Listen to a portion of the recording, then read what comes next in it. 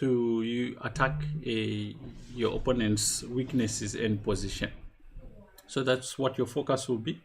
And the game we're going to use is a old game of Alekines. He is playing white. So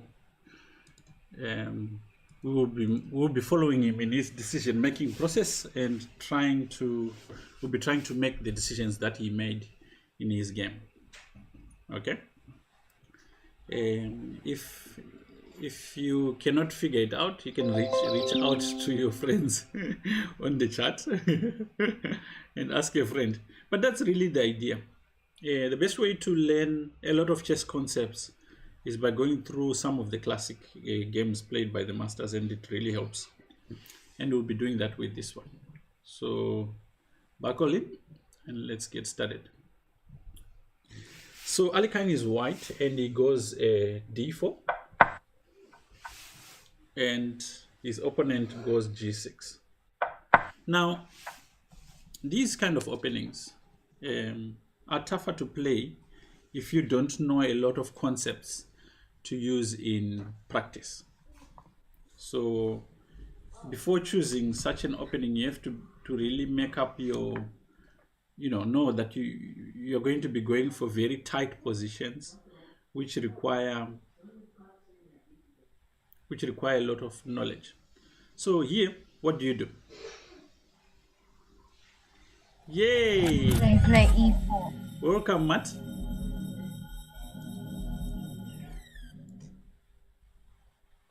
Good, you can play e4. You can play e4. Very good. Very important, especially when you're younger. It's important that when you get these scenarios, you take advantage of them and play moves which take advantage of what your opponent might have not put attention on. So in this particular case, the center, you didn't take control of the center, you jump onto it. So bishop here to g7, and the next few moves are pretty basics. Knight to c3, d6, and white goes knight f3, natural square for the knight. Black goes knight d7, white goes bishop c4, observing maximum activity. Black goes e6, and this is a slight mistake in positions generally where you play d6, which is this move that Black played. Sorry. When you've played d6, you don't want to make this other move e6, because now you weakened a lot of squares. This is something you have to be careful of early on, that you don't make a lot of pawn moves in the opening, because your opponent obviously will be able to take advantage of this. So natural for white to castle. Very good move. And black goes knight e7. I mean, it's strange to even think that none of black's pieces has crossed the third rank. So he's suffering when it comes to space. White takes advantage of it, goes a4. Make sure that you can't have space on either side of the board. Black castles. White goes bishop e3. Black goes h6. Another slight mistake. And the point I want you to see as we do this is that the reason why most people lose in chess is not because they made one big blunder. It's a series of small minor mistakes that they take for granted, and later on it catches up with them. So at this point, I would say you have to start thinking of how to exploit these weaknesses. So what would you do?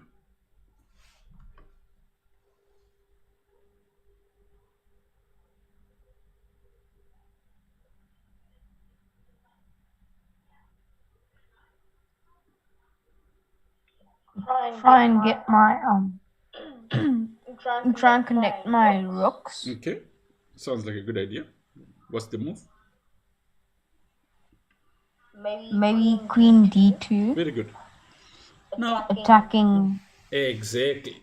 Not only connect the rooks, but puts pressure on h6, right? Yes. Okay, so now black is forced to play king h7. Now this is probably one of the most difficult parts. Yes, well done, Terry. Queen d2, definitely. Now, you've pretty much done everything you could that was usual. Now, when you reach this moment, we call this a critical moment. Because now, the stuff that's easy is all done. Now you have to really figure out how you can make things difficult for your opponent. Sometimes, and this is quite often, there is no obvious thing that you can attack. You can't really say, well, I'm going to attack him here. He hasn't really blundered, but he's made mistakes. Now you want to punish him, but there's not even a direct thing you can do. But one thing you do know is you have a space advantage. Now I'll tell you a secret about space or any form of advantage. Do you remember when we said there are 4 ways you can win a game? You can win because you're attacking. You can win because you've got a lead in development. You can win because you've got space, or you can win because you've got material, which is what pretty much everyone knows. Material, everyone knows. If you win a queen, you're winning the game. So, knowing all that, how do you, in this particular case, take advantage of the space that you have? That goes for everyone, because this is very important. It guides you a lot in a lot of key positions.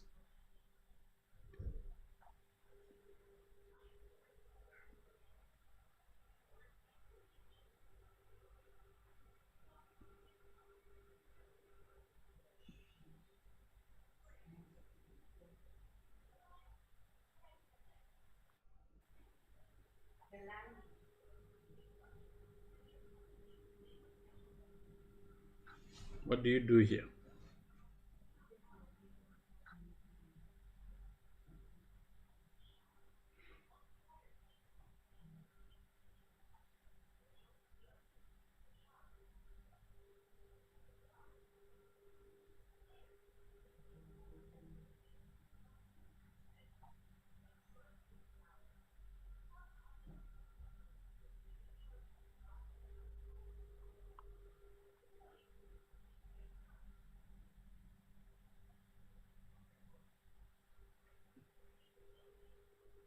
Yes? Knight h4. Dinafrio says knight h4. Knight h4 doesn't really do much.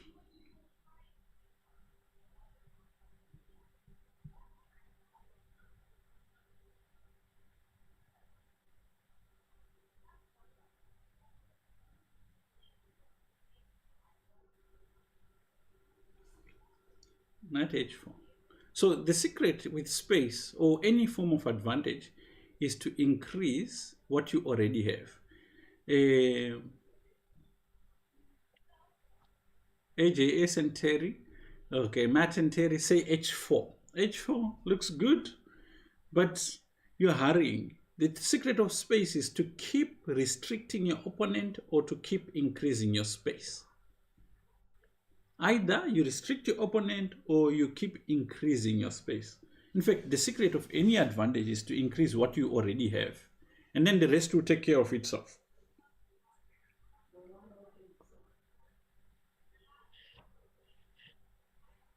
You increase what you already have, and the rest will take care of itself.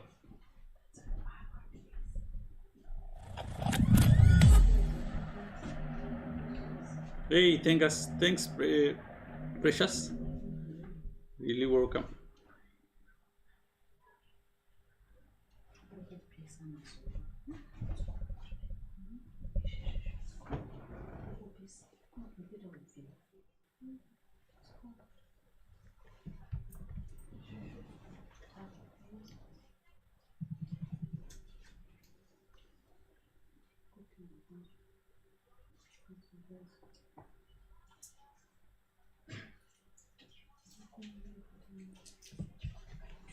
You already have space. So you either want to increase the space or you want to restrict your opponent.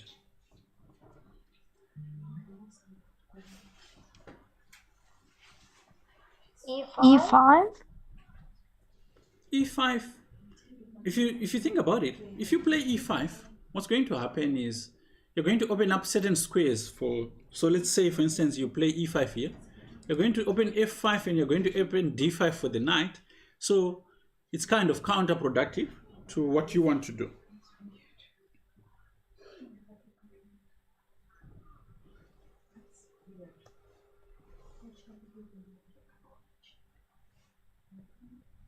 The move is very simple. It's not even a fancy move, but I want you to understand this idea that if you have got a space advantage, you want to either increase the space or you want to restrict your opponent from doing anything, right?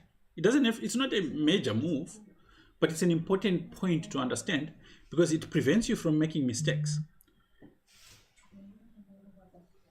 So the move for black here for white was actually h3. h3 prevents moves like bishop g4, knight g4. So it's basically prophylactic and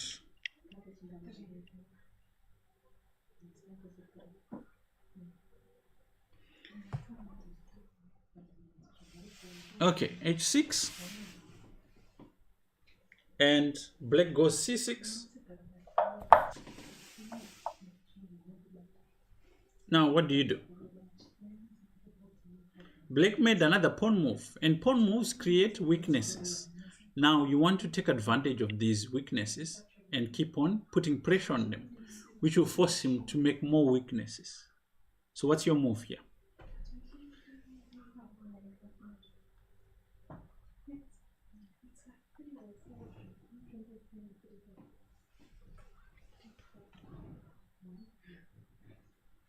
B4. B4 doesn't attack the weaknesses, so you need to put pressure on the weaknesses. You already have a space advantage. Now you must know automatically that in a position where you have space, you don't want to exchange, but you want to put pressure on his weaknesses so that you can create more weaknesses.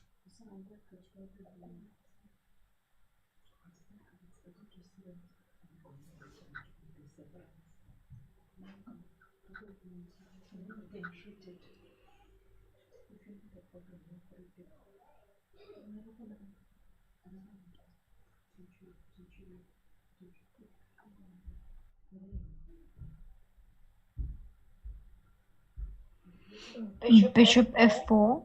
Very good. Bishop F4.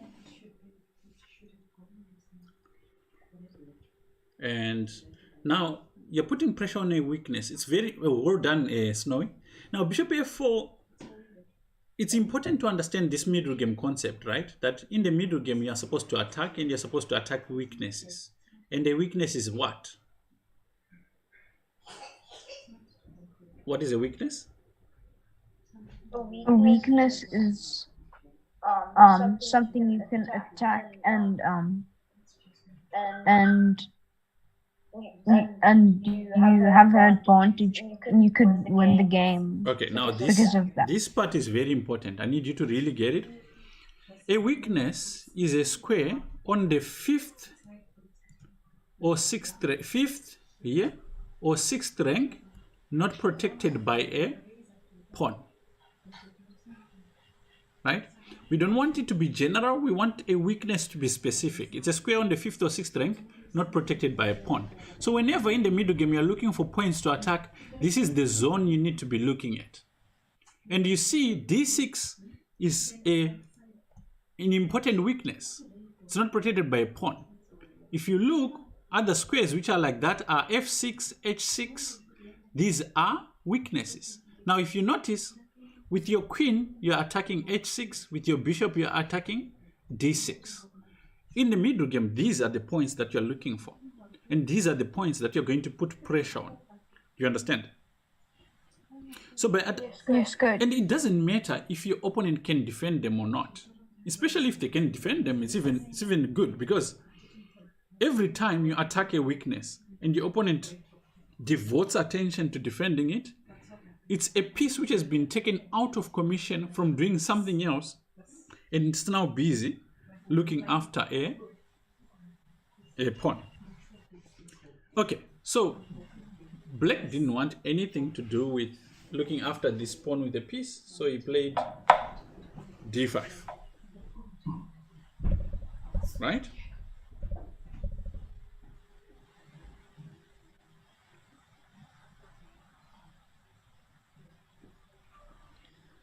What do you do?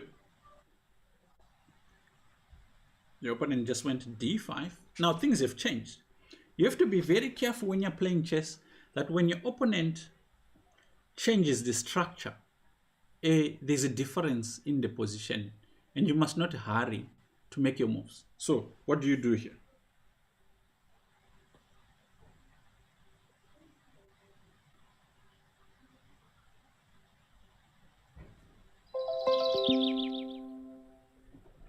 How do you take advantage of this?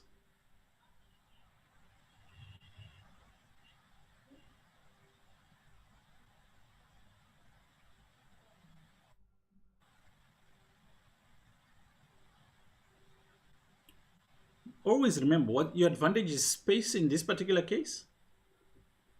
So your move is going to be determined by what type of advantage that you have.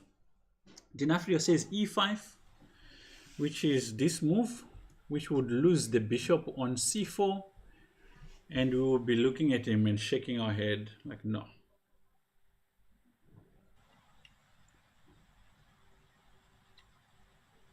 Maybe bishop d3. Very good.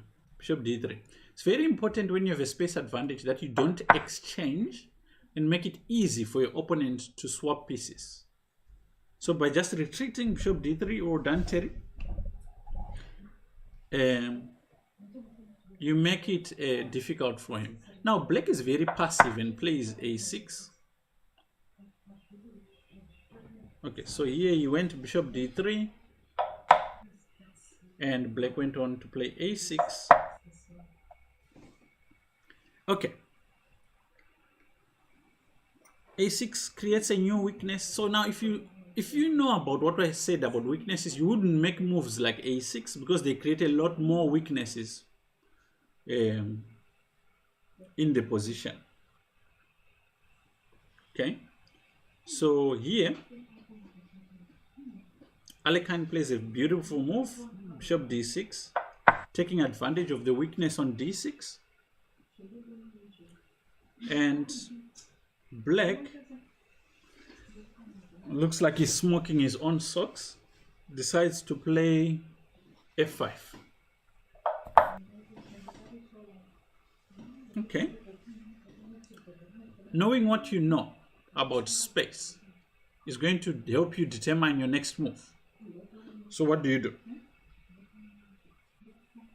You play e5.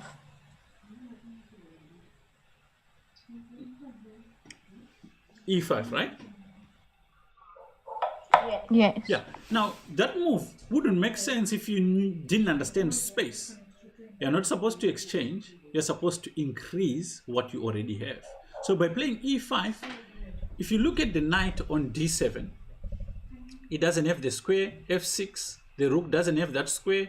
The bishop doesn't have that square. The bishop on d6 is very strong, and black's pieces are struggling for space in the back. So you are making progress.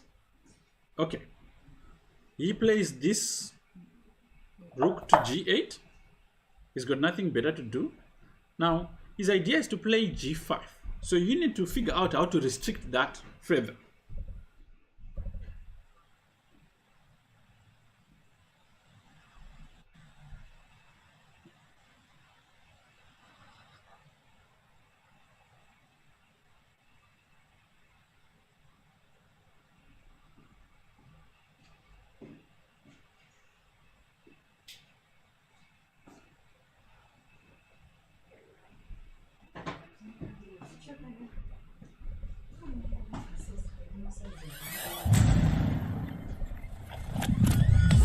Oh, Greo, thank you so much.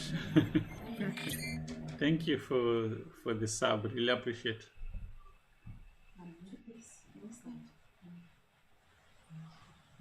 Ah, you've got some of your soldiers in the in the chat already who have already contributed the right answer. Would you like to call up to them, or you want to guess first?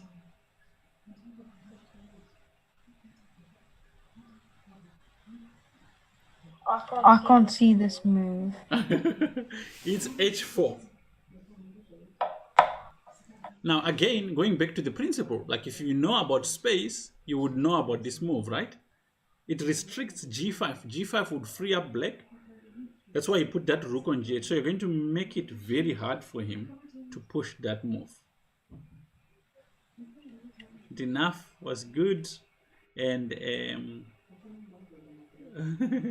and Snocket. Snow is very good in this kind of positions. So h4,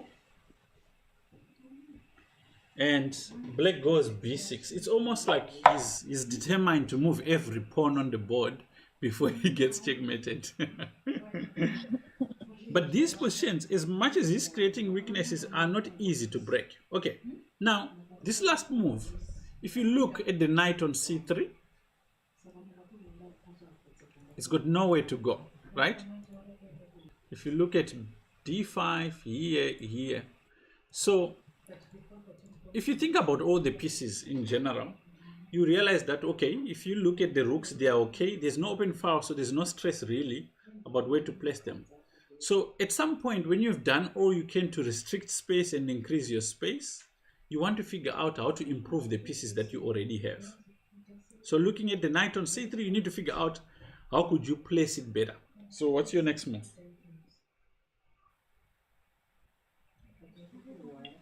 Knight to e2. Very good. Knight e2. Okay. Going to the right direction. And black goes, he can only shuffle his pieces at the back there. And now you need to start exposing some of the weaknesses that he is made. Remember, in this particular position, you are pressing him on both sides of the board. So you want now, all your knights and your bishops are kind of in the ideal squares, but your rooks are not playing. Well done, enough. Knight e2 was correct. So now you need to start figuring out how to improve the rooks. Somehow opening files.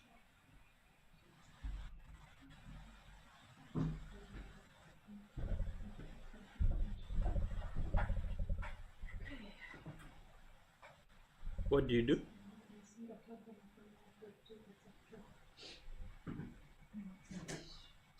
Yes, I did check. You were correct. Enough.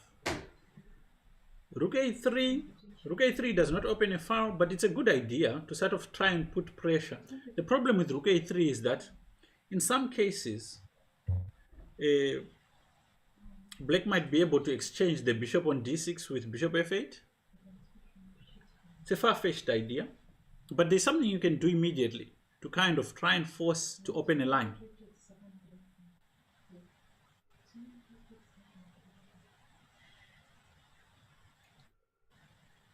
What about g4?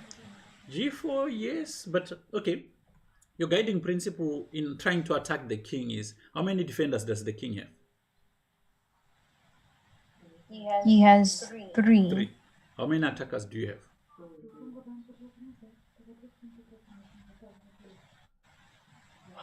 4. You can't even count the knights. Oh, the knight, one knight you can count, the other one you can't really. But that's not enough defenders and attackers to start an attack. So you want a move which kind of opens lines, more on the queen side. C4. I thought of c4, it looks okay, but it's not really exploiting the weaknesses on the queen side. There's another one.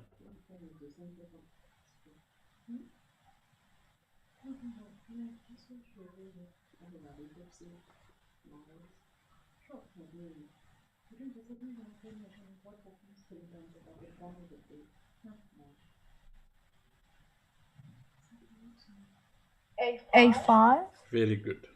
Now you need to learn these ideas. This is the problem with weaknesses. Once you create one, it's easy to be pushed to create more. Now, white simply plays a5. Well done, Snocket. Really, there's no easy way of dealing with this kind of weakness. So he has to play b5 to somehow keep the things intact. And white doesn't really mind. He just goes g3. Black goes rook here. He doesn't have anything better. So white can simply improve his pieces as much as he can. He's afraid of being attacked on the king side. So he starts running with the king to the queen side.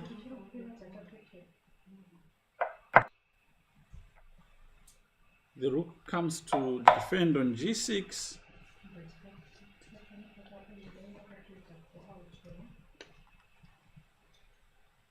White goes b3. Again, he's asking black to make moves because black doesn't really have much he can do with his pieces. Black shuffles his pieces at the back, and now white feels he's ready to open lines. What do you do?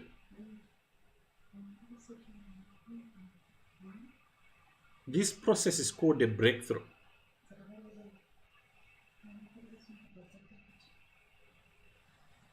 Is it H5?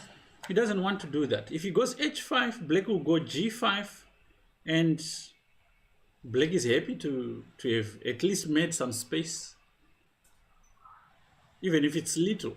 So that will help him. In fact, before you attack a king, you must always ask yourself, how many defenders does he have? If he's got enough defenders, look for something else. And the ratio is always 3 pieces to no defender. C4. Very good. C4. And already there's no way that black will be able to prevent the opening of a file. A file. Exactly. And that's the idea behind this move. He went bishop d7. White went putting rook behind the open file that he is going to decide to open. There's nothing better to suggest.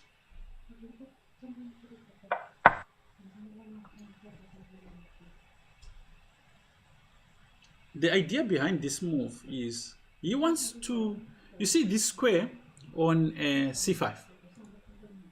Let's put it in red.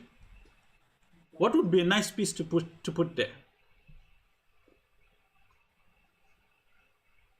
Which A knight. a knight would be nice to put there. So you put your bishop back, you create a path for the knight to go to d3 and c5. It's going there on a friendly mission to say hi, how are you? All those good stuff. So black goes knight to here.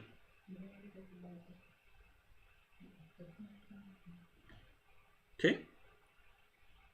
What do you do? Your bishop can't run away. Very good. Because we don't move So you backwards. play bishop times bishop. Okay. There is a Take away one of his defenders. there is a nice intermediate move that you can play. That is not to do with the bishop. This kind of thinking helps a lot, especially when you are Well done, enough. On c4, I didn't see it. Well done. There is it's a type of thinking which helps you. Like if you see a move you want to make, acknowledge it, see that that's the move I want to make. And then ask yourself, is there something I could do that could be annoying to my opponent?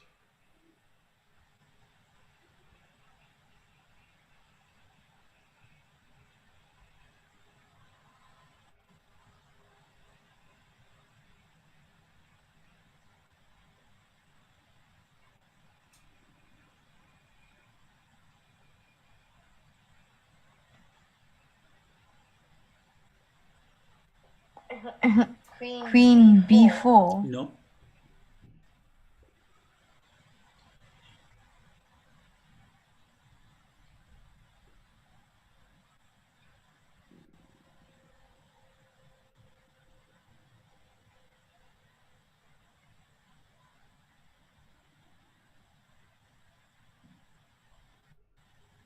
C times d. Very good. C takes D. First of all, you open a file, and also the second thing is you can't really take on D6 because you are going to take on E6 again with check. The other thing is opening up the position at this point is much better for white than it is for black. So he takes here. Now he exchanges the bishop because it's going to become active. Knight takes bishop. Okay.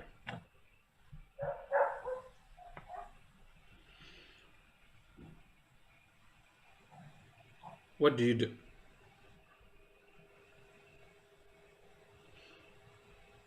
You follow what is called the principle of the least active piece.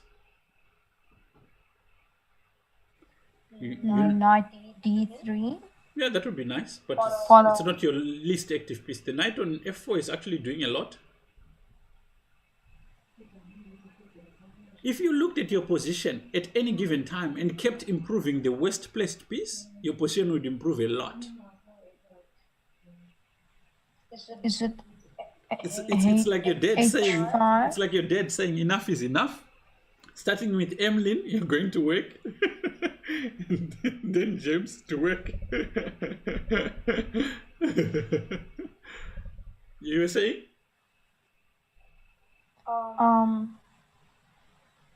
I was thinking of h5. H5, you want a breakthrough. But again, attacking the king won't work because you don't have enough attackers. Make sense? You see, to this extent, chess requires a lot of discipline in thinking and doing what you do. It's just always thinking, okay, what am I not applying in this position, right? You must not attack if you don't have enough pieces. Rook c2. It's the correct idea. Rook to c5. There's no more dark squared bishop which can chase you away. And it's easy to now even imagine that in this position, you improve the worst placed piece, which is the rook on h1. Very good. Right? That's the idea. Once you start playing like this, you're really immersing yourself in understanding the position. Okay. Black goes knight a7. He's really trying to activate these pieces. And you're going to make it as hard as possible. You don't rush with the move you want. You start with this one. Knight to d3. King goes to g7. And rook to c1. Okay. Black goes rook to c8.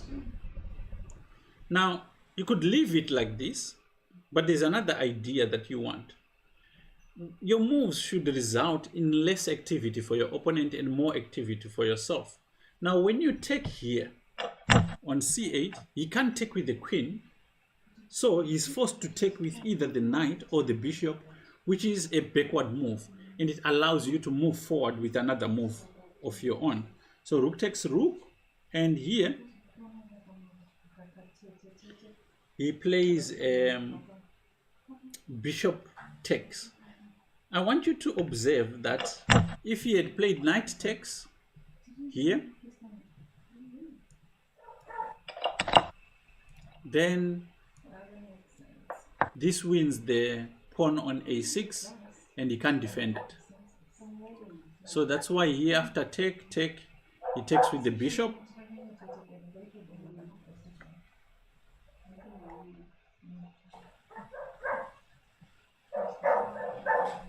And here, what do you do? This is an important decision.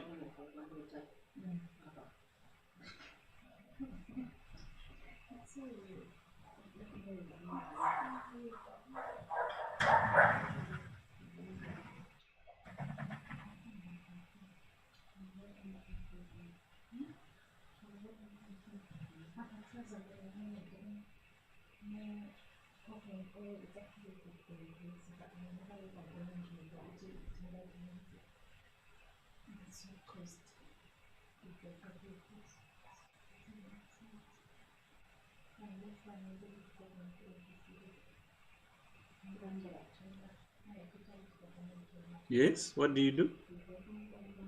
You guys in the chat?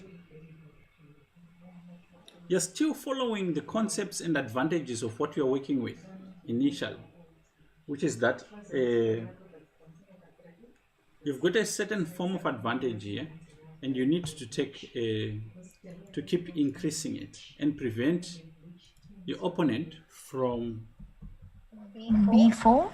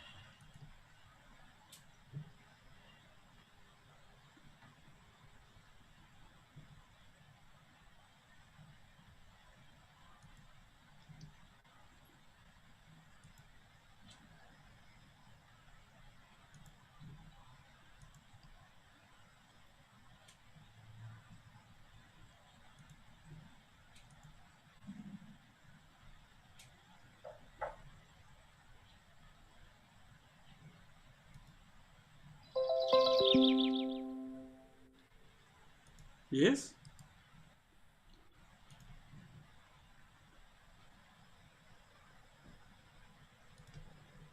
Your chat buddies are quiet. Oh, it's not rook c5 and it's not knight c5.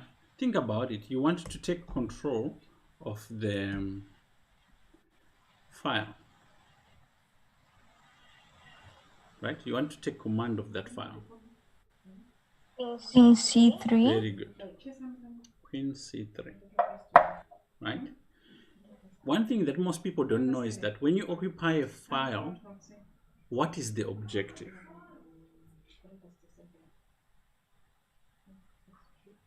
It's to double up your rooks. Or double up your rook and queen. It's to double up your rook and queen.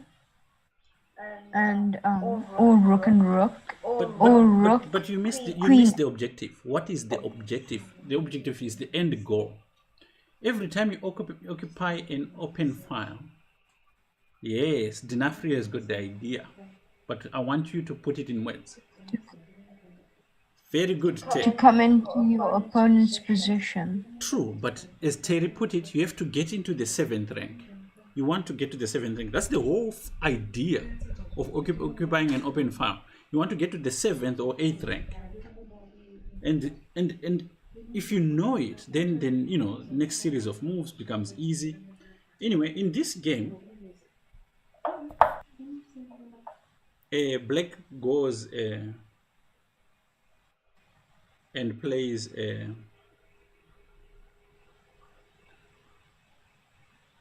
king here. Now,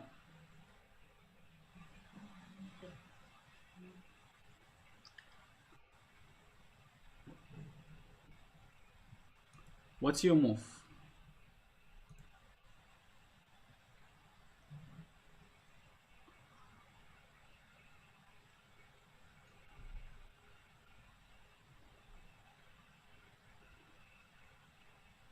What's your move?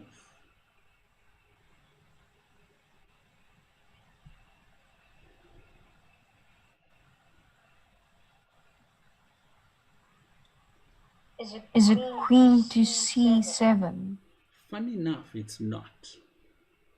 Okay, it looks very tempting to play queen c7. In fact, let me put it for you like a puzzle. If your opponent plays queen c7, check. What does black do?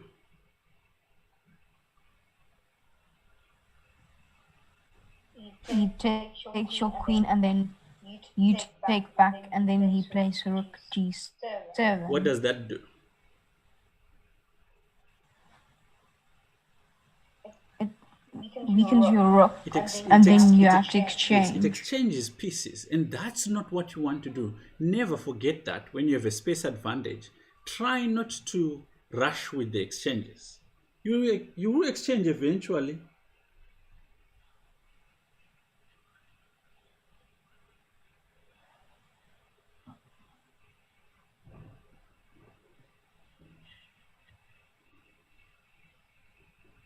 Right? So, Dinafe has got the answer. Do you want to extend your...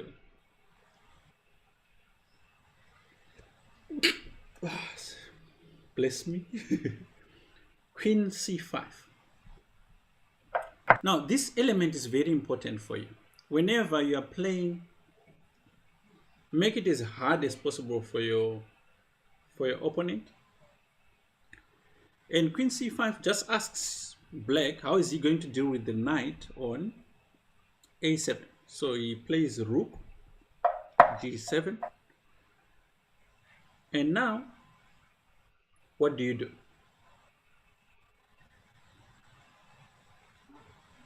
The following process is like you've improved the position as much as you can. Now you're trying to convert one type of advantage into another. Do you understand? The chessboard follows natural laws. Nothing is made, nothing is destroyed. If you reach a certain optimum position, you have this ability to change one form of advantage into another. Is it queen b6? Very good move. Queen b6. What makes this really nice move is that he can't capture, right? Because he loses the knight. The knight doesn't have squares. And this is the result of space advantage. If you keep pressing space, the opponent runs out of moves. Okay, so queen b6. He runs away with queen to e7. How do you keep piling up?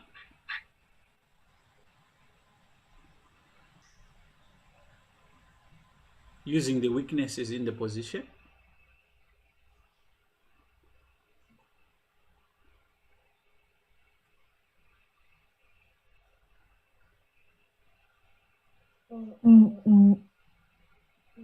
Knight to f4. You've got a better square. One of the things about a coordination of pieces is you must use your pieces to attack the same target. Thank you, Grilla Rosario, for following. Yeah? Knight c5. Knight c5. Very good. By putting pressure on his weaknesses, you force him to crack. So knight to c5 is critical. So here he starts g5,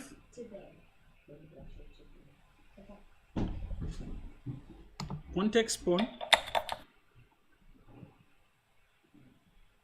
pawn takes pawn, and now black has to find a good move, a critical move. Rook h1. Yes, but this will just result in exchanges eventually. You don't want that. You're attacking. Does black have an attack? No. So knight to e1. He wants this knight to come and contribute to the process of attack.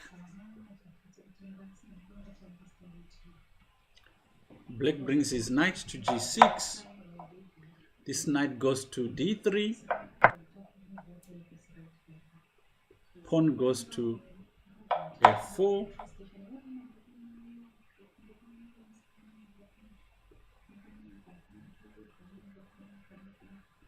Now the rook comes and says check. King goes here. Okay. Now, how do we put more pressure on the weaknesses that black has? Just think of the least active piece. How do we get it to be more active? How do we get the one which is not doing much to do a lot? Bishop g4. Very good. Bishop g4.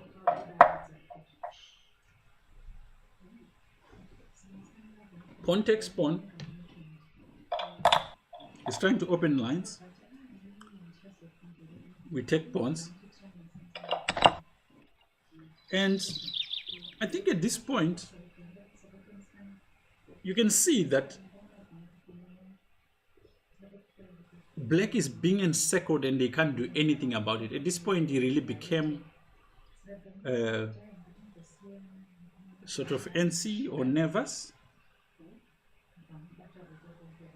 He tried the sacrifice, knight check. But here it doesn't work anyway. White just took. Pawn takes pawn.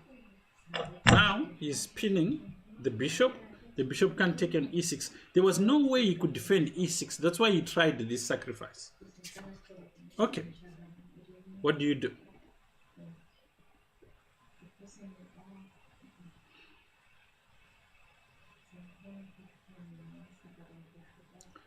Normally, books say at this point it was easy to win and they stopped there. But I've noticed that most people don't even know what the easy part was to complete the game. You still have got a few good moves to make to solve the problem. What do you do? F3. What? King f3. Okay, king f3 works, but there's a much more neater move to do, which is a knight to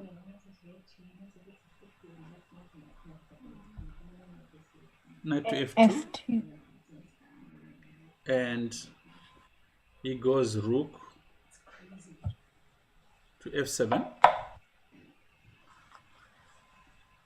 What do you do?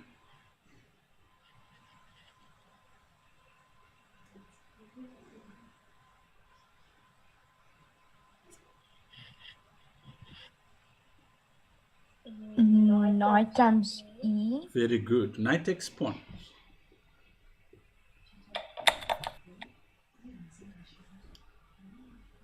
King goes here.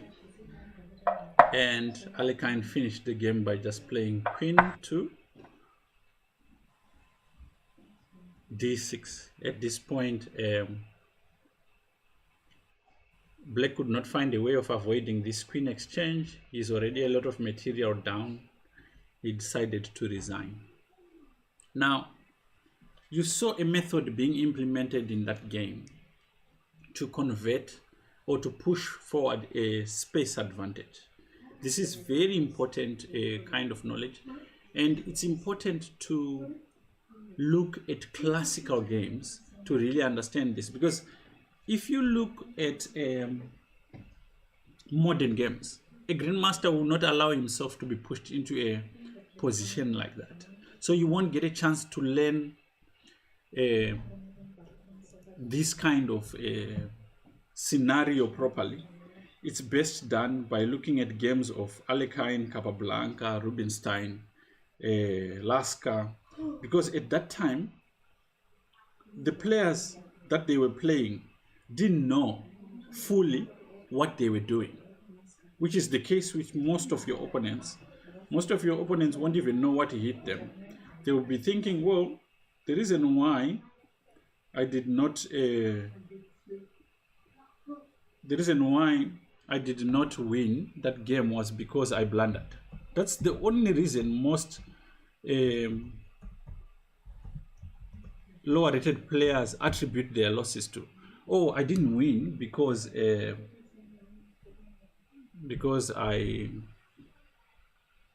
blundered, and usually it's not true.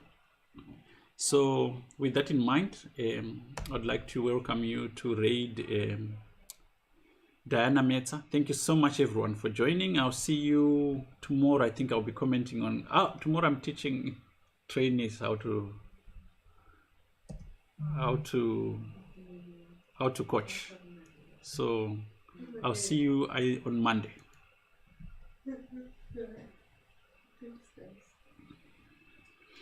James?